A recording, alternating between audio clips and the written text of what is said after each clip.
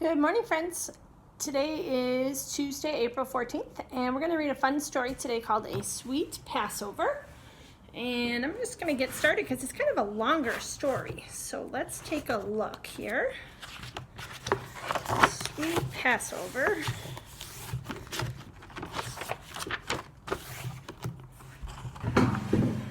Oh my goodness, just like yesterday, there's a character in this story called Miriam. Miriam loved celebrating Passover at Grandma and Grandpa's house. She loved pinning a piece of lace to her hair, just like Grandma did before she lit 2 tall candles and sang a special blessing to start off the Seder. She loved walking around the table with a towel draped over her arm, while Mommy poured water from a white pitcher over everybody's hands.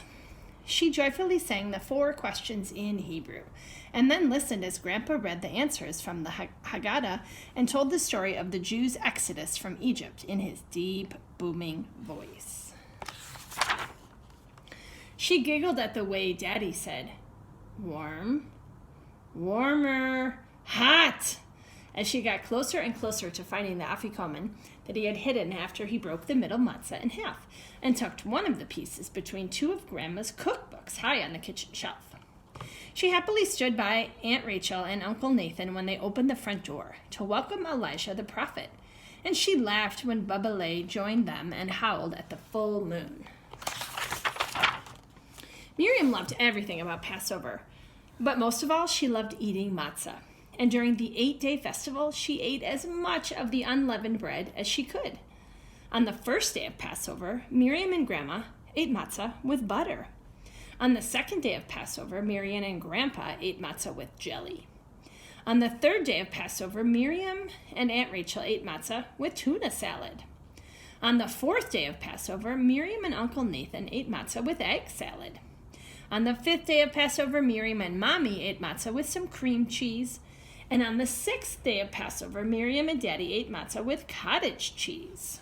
On the 7th day of Passover, Miriam ate lots of matzah all by herself. She ate matzah with almond butter and matzah with apple butter. She ate matzah with blueberry jam and matzah with strawberry jam. She ate plain matzah, egg matzah, whole wheat matzah, and chocolate-covered matzah. All week long, Miriam ate nothing but matzah, matzah, matzah. But when she woke up on the last day of Passover, Miriam was sick of all the matzah. Oops. All she wanted for breakfast was a thick slice of warm toast, or a soft chewy bagel, or a sweet cinnamon donut, or a freshly baked blueberry muffin. But Passover wasn't over till sundown, which meant that Miriam had to wait all day long before she could eat any of those things. "Miriam," Grandpa called from downstairs, "time for breakfast." Miriam groaned and pulled the blankets up over her head. "Miriam," Grandpa called again. "I'm not hungry," Miriam called back. "Are you sure?" Grandpa asked. "I'm making French toast." "Ooh, I'm coming." Miriam jumped out of bed, dressed herself, and ran downstairs. And there was Grandpa with an apron tied around his waist and a puffy chef hat perched on his head. "Good morning, Shana Madela." Grandma gave Miriam a hug and a kiss on the kepi. "Ready for some French toast?" Miriam looked at the counter where Grandpa had placed eggs, milk, butter, and a frying pan. "Where's the bread?" she asked. "Bread? I can't use bread. It's still Passover," Grandpa reminded her. "That's why I'm using matzah." "Matzah?" Miriam moaned. "How can you make French toast with matzah?" "I'm making Passover French toast," Grandpa explained. "I'm making matzah brie." "Matzah brie? Yuck." Miriam folded her arms. "I'm never eating matzah again." "Never? Well, that's too bad," Grandpa said. "You don't even know what you're missing." And then he began to cook.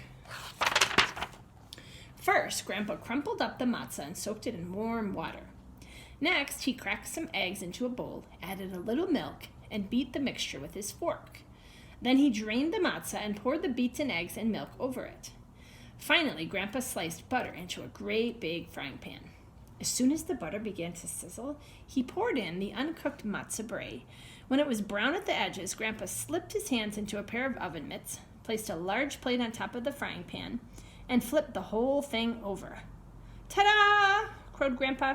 Passover French toast. Doesn't that look delicious? No, said Miriam, wrinkling up her nose. No more matzah for me. Suit yourself. Grandpa slid the matzah brie back into the pan to cook the other side. Will you please set the table? Miriam took out the special Passover plates and put one at each plate.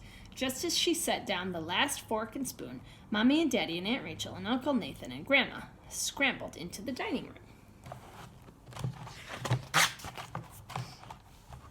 Mommy spooned sauce on top of her matzah brie. Daddy poured maple syrup on his piece. Aunt Rachel sprinkled her serving with sugar and cinnamon.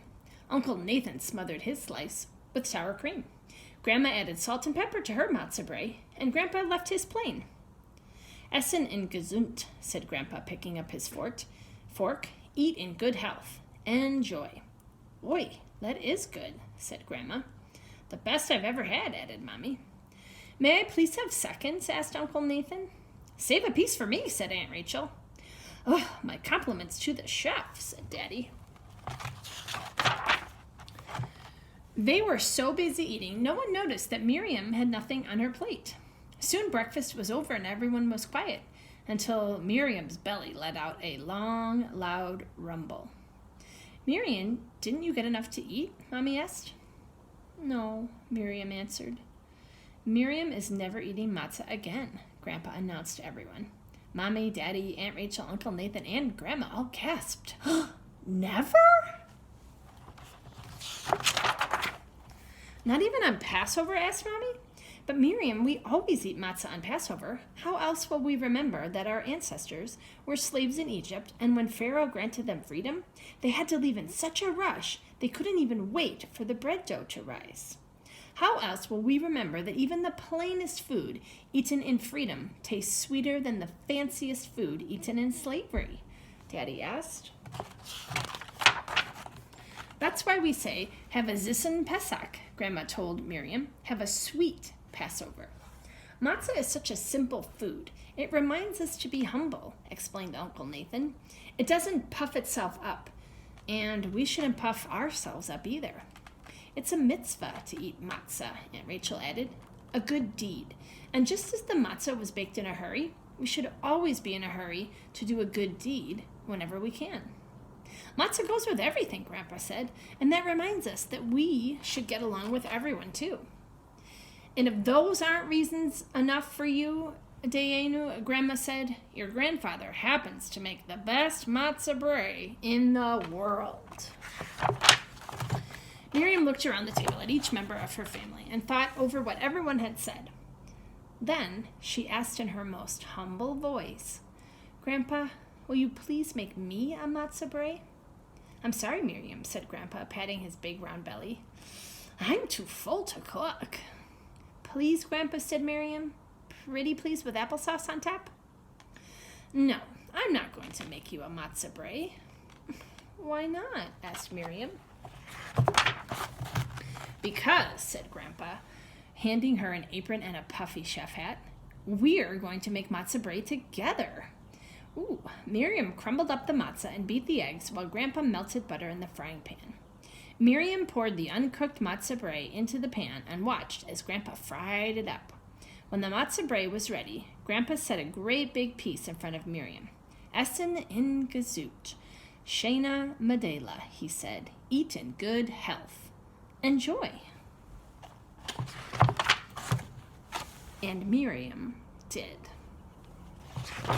Now, friends, if you have this book at home, and maybe you do because it's a PJ Library book, there is a recipe for matzah brie on the last couple of pages, and maybe you and your family could make that together. That'd be super fun. And there's Miriam getting so excited about all her matzah. Wow, I really love that story. I learned so many things about how wonderful matzah is. All right, friends, I will see you tomorrow.